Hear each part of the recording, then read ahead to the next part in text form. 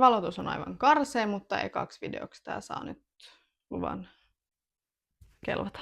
Jos susta tuntuu siltä, että päivät sulla vaan valuu sormien välistä, jos kaikki päivät tuntuu samalta ja kaikki päivät sulla on aina yhtä kiirettä. Ja näiden päivien aikana sulla on kuitenkin semmoinen fiilis, että sulla on asioita, joita sun pitäisi saada tehtyä. Sulla on asioita, mitä sä oot halunnut pitkään aloittaa, mutta päivä ja viikko toisensa jälkeen sä vaan lykkäät niitä eteenpäin, koska sulla on niin kiire ja hektinen elämä. Jos sä oikeasti haluisit lähteä saavuttamaan ja tekemään niitä asioita, mitä sä oot lykännyt, niin tää video on just sulle tarkoitettu. Moni, jotka tähän videoon varmaan klikkaa, niin tietää mut somesta tai mun valmennuksesta. Eli hei, kiva nähdä teitä taas, jos sä oot aivan uusi tälle videolle. Mä en tiedä mistä sä tän löysit, mutta myös tervetuloa sulle. Mä teen mun somekanaville sisältöä treenistä, ruokavaliosta, terveellisistä elämäntavoista ja kokonaisvaltaisesta hyvinvoinnista. Mutta kun mä oon vuosien mittaan sinne someen tehnyt sisältöä, niin se on aika lyhytmuotoista. Ja esimerkiksi Instagram Reelissä pystyt tekemään 1,5 minuutin mittaisen videon. Ja mä, joka on niin kova puhumaan, niin mulla jää aina aika kesken, niin mulla olisi niin paljon asioita, mistä puhua ja mistä kertoa. Joten mä oon pidempään ajatellut, että oispa kiva tehdä ihan oikeasti semmonen pitkä video, missä pystyy oikeasti avaamaan niitä asioita syvemmin, mä pääsen keskustelemaan, pallottelemaan vähän teidän kanssa niitä ajatuksia, joten tää on nyt semmonen video, jota sä voit kuunnella, kun sä lähet ulos lenkille, kun sä illalla vaikka peset sun meikkiä pois. Ota siis hyvä asento, ota jotain juotavaa niin kuin mulla, ehkä jotain syötävää, koska tässä videossa puhutaan ja käydään läpi asiaa. Tässä videossa käydään läpi niitä asioita, että miten sä voit alkaa tekemään sun elämästä enemmän produktiivista. Vaikka sulla on niitä vapaita hetkiä siellä sun päivässä, niin sä huomaat, että ne menee ehkä puhelimella scrollatessa, TikTokia scrollatessa, Netflixiä kattoessa sohvalla.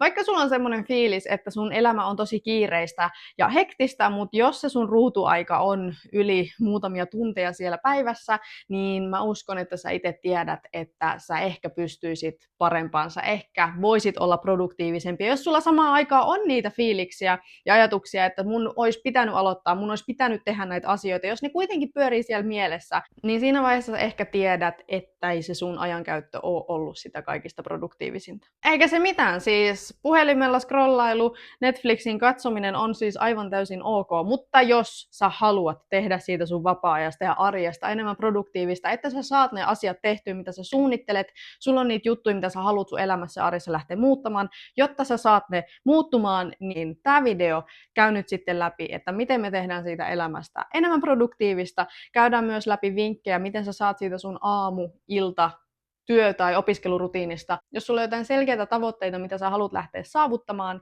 niin nyt me lähdetään tämän videon myötä käymään läpi, että mitä asioita siellä sun arjessa ja rutiineissa kannattaa lähteä muuttamaan, että sä oot enemmän produktiivisempi ja että sä saisit ne sun tulokset saavutettua. Nyt huomaat, että ne rutiinit on jäänyt ja sä oot tässä tilanteessa hakemassa ehkä tästä videosta apua, että miten sä pääsisit takaisin niihin rutiineihin. Se ensimmäinen asia, mikä on hyvä tehdä, on, että pysähyt ja mietit, kysy itseltäsi, että mikä on se syy, että mä en enää liiku säännöllisesti? Miksi mä en oo tehnyt näitä ruokia etukäteen? Miksi mä en oo syönyt terveellisesti? Mistä se johtuu? Miksi näin on tapahtunut? Ja konkreettisesti, miten sä nyt lähdet tästä tilannetta ratkomaan ja selvittelemään, on se, että sä katsastat ja tarkistat sen sun nykytilanteen. Kirjoitat oikeasti paperille, ota se kynäpaperi esille. Mä tykkään aina siis kirjoita fyysisesti paperille, että sinä näet sinun edessä, että mitä tapahtuu ja sä voit lukea sen läpi.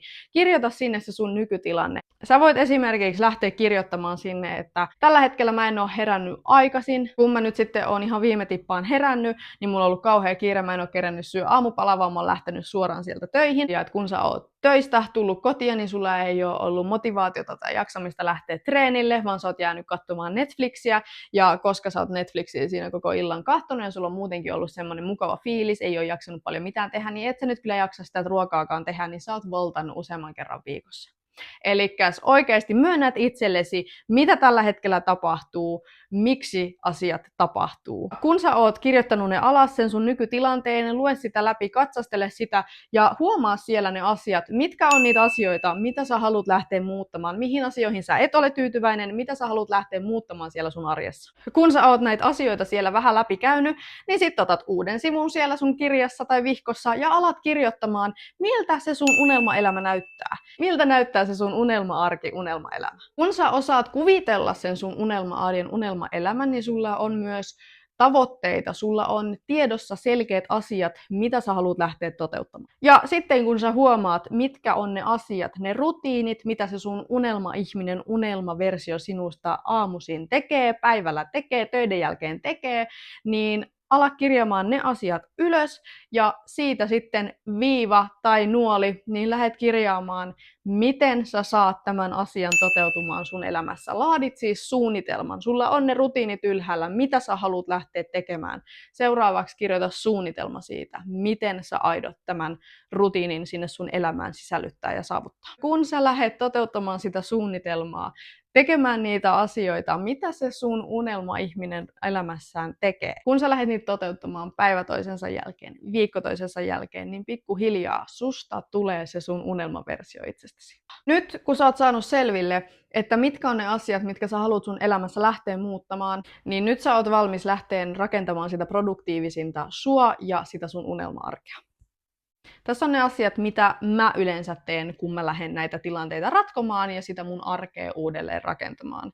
Aivan ensimmäisenä mä siivoan mun ympäristön ja siivoan mun asunnon. Koska se, että sun ympäristö ja asunto on siisti, se motivoi sua paljon enemmän tekemään asioita. Myöskin siitä tulee sulle semmonen hyvä onnistunut fiilis. Asiat on paikoillaan, sun koti on selkeä. Se niin kun ihan oikeasti se ympäristön siisteys, niin se vaikuttaa sinne sun pääkoppaan. Koska jos ympärillä on sotkusta, niin myös ne sun ajatukset voi olla sotkusia.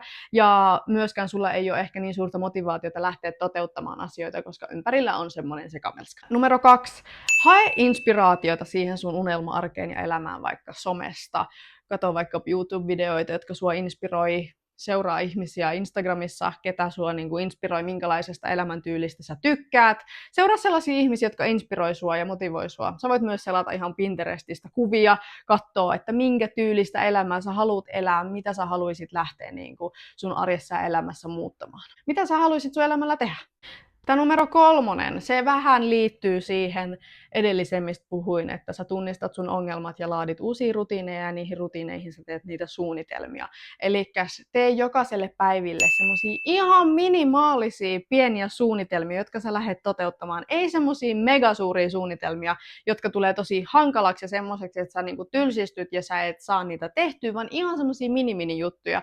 Esimerkiksi jos sulla on tavoitteena juoda enemmän vettä päivässä, niin sä voit lähteä suunnittelemaan, että joka päivä, kun sä laitat kahvinkeittimen aamulla päälle, niin sillä aikaa, kun se kahvi tippuu, niin sä juot 1 lasin vettä. Sä voit aloittaa sen sillä lailla, että sä laitat sen lasin siihen kahvinkeittimen viereen, niin sit sä muistat, että kun sä oot kahvinkeittimen ladannut, laittanut sen päälle, sä otat sen lasin, täytät sen vedellä ja juot sen. Tämmöisiä tosi pieniä, simppeleitä asioita. Ne vie sua kohti sitä sun tavoitetta, sitä määränpäätä, mitä sä haluatkin, mutta ne on tosi pieniä asioita, mutta niillä pienillä asioilla on yleensä suurin merkitys. Ja numero 4 sitten, kun sulla on se selkeä suunnitelma, sä tiedät, mitä mättää siellä sun arjessa. Sä tiedät, mitä asioita sä haluat lähteä muuttamaan. Sulla on ne kirjoittu ylös.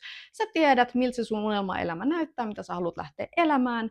Niin sanotaanko, että on hyvä pitää semmonen reset day. Elikkäs sä oot nyt siivonnut sen sun kämpän, sä oot valmiina aloittamaan sen sun uuden aikakauden. Niin tämmönen päivä, kun sä valmistelet sitä uuden aikakauden aloittamista, niin se myös pistää sut siihen moodiin, että nyt lähtee jotain uutta tapahtumaan. Yleensä mä itse pidän tämmöisen reset dayn viikonlopun aikana, koska uusi viikko on siellä alkamassa, niin se on paljon luonnollisempaa, että viikonloppuna mä oon kotona. Mä en lähde hirveästi menoihin ja meninkeihin, mä oon kotona, mä nautin itseni omasta seurasta, mä laadin suunnitelmat selkeäksi, mä tiedän mitä mä ensi viikolla haluan lähteä tekemään toisin mun elämässä, mä suunnittelen, mä ennakoin, mä varmistan, että kaikki on selkeää ja valmista, että ensi viikolla mä saan ne asiat toteutumaan, mitä mä halusinkin siellä lähteä muuttamaan. Mä oon suunnitellut kalenteriin treenipäivät, minä päivänä mä menen treenaamaan, mihin aikaan mä menen treenaamaan, mä oon suunnitellut ensi viikolle menylistan tai ruokalistan, mitä mä minäkin päivänä lähden syömään. Mä tiedän, miltä mun aikataulut ensi viikolla näyttää, että mä tiedän, minä päivänä mä teen ruokia, minä päivänä mä meal preppaan ruokia, mitäkin ruokaa. Ja oon käynyt kaupassa ennen sitä uuden viikon alkua, että mä oon oikeasti valmiina starttaamaan, ettei se maanantai lähde liikkeelle ja sit sä yrität lähteä pistämään kaikki palapelin paloja kasaan ja yrittää aloittaa sitä uutta arkea niin kuin ihan lennosta, kun sulla on myös työrutiini siellä meneillään ja muutenkin niin kuin viikko lähtee rullaamaan täyttä vauhtia, niin tee tämmönen reset day, valmistele itse sille sun uudelle aikakaudelle rauhassa. Siinä oli ne 4 asiaa, mitä mä itse lähtisin muuttamaan, jos mä haluaisin olla enemmän produktiivinen mun arjessa ja elämässä. Ja seuraavaksi me lähdetään käymään läpi semmosia hyviä vinkkejä, miten sä saat muokattua siitä sun aamurutiinista, iltarutiinista ja myös siitä työ- ja opiskelurutiinista sellaista enemmän aikaansaavaa ja produktiivista, joka myös niin kuin auttaa sua saavuttamaan näitä sun tavoitteita ja olemaan enemmän produktiivinen. Kaikki meidän aamut on erilaisia, mutta mä uskon tosi kovasti siihen, että se, miten sä aloitat sen aamun, niin se vaikuttaa tosi paljon siihen sun loppupäivään. Eli jos sä aloitat sen aamun produktiivisesti, hyvällä fiiliksellä, sillä lailla, että sä saat onnistumisen tunnetta aikaan, niin se myös auttaa sua kokemaan sellaista onnistumista ja produktiivisuutta myöhemmin päivän mittaan. Ja mä ymmärrän sen, että meillä on kaikilla aivan erilainen aamu ja aamurutiini. Sun ei tarvi aamulla meditoida, käydä suihkussa, käydä treenillä, tehdä aamupala, kirjoittaa päiväkirjaa, 25 stepin skincare routine. Sun ei tarvi tehdä sitä, mutta jos sä oot se ihminen, joka laittaa herätyksen ihan viime tinkaan ja herää ja nousee sieltä sängystä ihan viime tippaan siten, että sä et kerkeä tehdä aamulla yhtään mitään muuta kuin heittää vaatteet päälle ja juosta töihin, niin mä uskon, että sä itse tiedostat, että se ei ole ehkä se produktiivisin itsesi, mitä sä pystyisit olla, niin joku näistä vinkkeistä on ihan hyvä ottaa sinne omaan arkeen. Sä itse päätät, että mitkä on ne asiat, mitkä oikeasti toimii siellä sun arjessa. Eli numero 1, laita se sun puhelin ja se sun herätys ihan toiselle puolelle huonetta tai jopa ihan toiseen huoneeseen. Vaarana toisessa huoneessa tosiaan on se, että sä et kuule sitä herätystä, mutta laita se toiselle puolelle huonetta, se sun herätys. Eli kun aamulla herätyskello soi, niin sä joudut nousemaan sieltä sängystä ylös, etkä sä voi vaan pistää niin kuin ojentaa kättä ja snuusata sitä nappia, vaan sä joudut nousemaan ylös ja hakemaan sen puhelimen, niin siinä on suuri todennäköisyys, että sä paljon helpommin silloin herät. Numero 2, heti kun sä oot herännyt, niin petaa ja laita se sänky. Se, että sä oot saanut pedattua sun sängyn, sä oot ensimmäisen jutun jo saanut tehtyä ja se on plussa. Numero 3. Juo lasi vettä heti, kun sä heräät. Ja tää on kans tämmönen asia. On hyvä aloittaa päivän esteytyksellä, mutta helpommin sanottu kuin tehty. Mutta miten sä ehkä sen muistat, niin laita sinne sun puhelimen ja herätyksen kanssa sinne toiselle puolelle huonetta, niin laita sinne sun puhelimen viereen tyhjä vesilasi, että kun sä haet sen sun puhelimen, sammutat herätyksen, niin sä otat sen lasin ja lähdet hakemaan lasin vettä ja juot sen siinä kertaheitolla. Asia 4. Suunnittele sulle semmonen pieni kiva aamurutiini, joka oikeasti motivoi sua nousemaan, koska onhan se nyt paljon kivempaa herätä semmoiseen kivaan asiaan, jotain niinku sellaiseen juttuun, mitä sä haluut tehdä, mikä sua oikeasti inspiroi ja motivoi, kuin että sä joudut heräämään ja heti juoksemaan töihin. 5. asia, mitä mä suosittelisin, tää ei ole semmoinen, joka toimii kaikille, mutta että lähtee treenaamaan tai liikkumaan heti aamusta. Sä saat siitä heti sellaista hyvää fiilistä, hyvää energiaa, hyvää oloa. Ja kun sä oot saanut liikuntasuorituksen tehtyä, niin sä oot heti kontrollissa siitä päivästä. Sä päätät, mitä siellä sun päivässä tapahtuu, eikä sit niin, että se päivän menot ja kiireet ylittää sut ja vie sut mennessä. Vaan sä oot pistänyt aamulla selkeäksi, että sä oot kontrollissa tästä päivästä ja sulle tulee semmoinen kontrollifiilis, kun sä saat sen treenin tehtyä ja saat sen siitä päivästä pois alta. Numero 6 olisi, että aloita se sun päivä ravitsevalla aamupalalla, koska tää asettaa kans semmoisen mielentilan sulle, että jos sä aloitat sen hyvällä, terveellisellä, ravitsevalla aamupalalla sen sun päivän, niin sulla on paljon suurempi todennäköisyys, että sä haluat myös tehdä hyviä valintoja päivän mittaan sun ruokailujen kanssa. Eli panosta siihen, että sun aamupala on terveellinen ja ravitseva ja niiden sun tavoitteiden linjan mukainen. No, nyt on aamurutiini käyty läpi. Nyt siirrytään seuraavaksi siihen, miten sä voit olla enemmän produktiivinen, miten sä pääset etenemään, eikä ne deadlineit sun töiden ja opiskeluiden kannalta vaan siihen päälle kerään. Ensimmäinen vinkki, mitä mä aina melkein itse noudatan, on, että työskentele jossain muualla. Sulla on kotona niin paljon häiriköintekijöitä, siis ehkä siellä ei ole ketään, mutta siis sulla on niin paljon muita asioita, mitä sä voit lähteä tekemään. Sun keskittyminen voi mennä muualle. Se, että sä oot jossain muualla poissa kotoa tekemässä töitä, varmistaa sen, että siellä ei ole mitään muuta, mitä sä voit tehdä, kuin se sitä sun omaa työtä. Ja vielä plussana, jos se on jossain kahvilassa, missä on muita ihmisiä, niin sulla on enemmän painetta suoriutua, koska et sä nyt istu siellä kahvilassa, tietokone siinä edessä, mutta sit sä scrollaat TikTokia. Sä et halua antaa sellaista kuvaa muille, paperille, vaan sulla on luultavasti enemmän ehkä sellaista painetta oikeasti tehdä sitä työtä tai opiskella. Vinkki numero 2 on opiskella tai tehdä töitä kaverin kanssa. Se voi olla, että sä otat jonkun mukaan sinne kahvilaan sun kanssa. Siinä on se sama efekti kuin siellä kahvilassa niillä ihmisillä. Kun se toinen ihminen tekee töitä, niin sulla on myös se sama halu tehdä samaan aikaan töitä. Hän ehkä vähän pitää silmällä sitä sun työntekoa siinä, ja sulla on ehkä vähemmän halua ottaa se puhelin siitä käteen ja alkaa scrollaamaan, ja enemmän motivaatiota tehdä töitä niin kauan, kun se toinen ihminen tekee töitä. Jos et sä pysty kenenkään kanssa olemaan niin kuin läsnä tekemässä töitä, niin ihan vaikka videopuhelun välityksellä, ja se toimii aivan yhtä hyvin. Numero 3. Houkutteleva palkinto. Siis palkitse itse siitä työnteosta. Ehdottomasti. Esimerkiksi mitä mä teen, miten mä saan itteni menemään sinne kahvilaan tekemään töitä, on se, että mä tiedän, että kun mä menen sinne kahvilaan tekemään töitä, niin mä myös siellä tilaan sen kivan kahvin, joka luo mulle semmoista kivaa tunnelmaa. Siitä tulee paljon enemmän motivoivaa mulle, kun mulla on se kahvi siinä. Vinkki numero 4 on, että tee to-do-lista siitä, että mitä kaikkea sun pitää saada tehtyä. Tämä sama asia. Se, että sä kirjoitat paperille, sulla on selkeänä naamasi edessä, että mitä sä haluat saada aikaan, niin se helpottaa sua, koska sä voit ruksittaa sieltä aina ne asiat tehdyksi, ja sä oikeasti näet, että sä etenet siinä sun työnteossa, ja se tuntuu paljon helpommalta se työnteko. To-do-listat on ihan kaikessa tosi motivoiva asia, koska sä haluut ruksittaa, sä haluut saada ne asiat aikaan, mitkä siinä paperilla lukee. Vinkki numero 5. Aloita se sun työ sillä kaikista haastavimmalla ja työläimmällä, vaikeimmalla tehtävällä. Eli ota se vaikein pois alta, koska sulla on luultavasti kaikista suurin motivaatio silloin, kun sä heti aloita sillä vaikeimmalla tehtävällä ja saa se sieltä pois alta. Kun se on pois alta, niin kaikki ne muut tehtävät, kun sä ehkä oot vähän väsähtänyt, niin sä tiedät, että ne on helpompia, ne ei ole yhtä haastavia, ne ehkä menee paljon luonnollisemmin ja paljon suljuvammin, kun se eka haastavin tehtävä on sieltä pois alta tehtynä. Vinkki numero 6, mitä mä myös käytän tuossa, kun mä lähden valitsemaan, että mikä on se vaikein tehtävä. Jos sulla on jotain työtehtäviä, jotka kestää alle 2 minuuttia tehdä, on se sitten joku viestin vastaaminen tai jonkun asian muuttaminen. Jos sä tiedät, että tämän asian tekeminen kestää alle 2 minuuttia, niin tee se heti. Tee se ihan ensimmäisenä sieltä pois alta. Koska tällaisia pieniä, vähän niin kuin, ei nyt turhia, mutta niin sanottuja tosi helppoja, pieniä turhia, niin niitä yleensä vähän lähtee lykkäämään. Niin sit sulla loppupäivästä on tosi paljon semmoisia pieniä juttuja, että sä menet vaan ees takaisin paikasta toiseen tekemään niitä pikkujuttuja siellä sun täällä. Eli tee ne alle 2 minuutin kestävät työt heti pois alta, että ne on siellä pois alta ja sä pystyt keskittymään pidemmän aikaa semmoiseen oikeasti vähän työlämpään tehtävään. Ja vinkki numero 7 on ajasta se sun työteko ja lepotauot. Joku, joka käy salilla, niin käyttää sanaa lepotauot. Mutta voidaan nyt käyttää tässäkin tilanteessa sanaa lepotauot. Eli pistä ajastimeen vaikka se 20 minuuttia, että sen 20 minuutin jälkeen sulla on 5 minuuttia taukoa, kun sä voit scrollata puhelinta, tehdä jotain aivan muuta, ja sitten taas sen jälkeen tulee 20 minuuttia töitä. Eli ajasta se aika, kun sä teet töitä, ja ajasta se aika silloin, kun sulla on tauko meneillä. Sä pysyt luultavasti näissä aikatauluissa paljon paremmin kiinni, ja sulla tulee vähän semmoista aikataulupainetta, ja sä saat paremmin asioita tehtyä. No niin, aamu on käyty läpi. Nyt sä oot tehnyt myös produktiivisesti töitä opiskelupäivän mittaan. Nyt tulee se ilta ja se iltarutiini. Miten sä pystyt valmistautumaan illalla siihen, että sulla on huomenna produktiivinen ja onnistunut päivä. Ja semmoinen päivä, että sä oot saanut niitä sun suunnitelmia huomenna tehtyä. Produktiivisen arjen iltarutiini alkaisi mulla totta kai sillä to-do-listalla.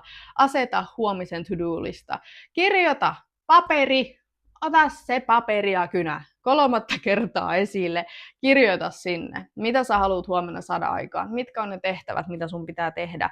Laita sinne esimerkiksi ylös, haluat treenata, sä laitat huomenna ruokaa, sä meal preppaat, sulla on ne työt tehtävänä, erottele myös ne työt siellä. Siis tee huomisen to-do-lista paperimuotoon, niin sä pystyt huomenna lähteä taas ruksittamaan niitä pitkin päivää ja niin kuin sanoin, se on helpompi lähteä toteuttamaan, kun ne on siellä paperilla.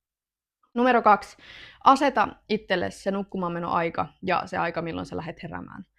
Ihan vaan aseta ja päätä, milloin sä lähdet sinne nukkumaan ja päätä, milloin sulla on aamulla se herätys. Numero 3. Ehkä itsestään selvää, mutta vähennä tai vältä ihan kokonaan kofeiinia illasta, ettei se vaan häiritse sitä sun unta. Eli vaiha kahvi vaikka teehen tai energiajuomat nokot mehuun. Niin vähennetään sitä kofeiinia ja varmistetaan se, että se unen laatu ei häirinny. Joukut muuten sulle, joka vielä tähän asti oot kuunnellut siis pitkää videoita ja paljon asiaa, mutta kiva, että oot tänne asti kuunnellut. Vinkki numero 4 on, että sä laitat ne sun vaatteet valmiiksi huomista varten.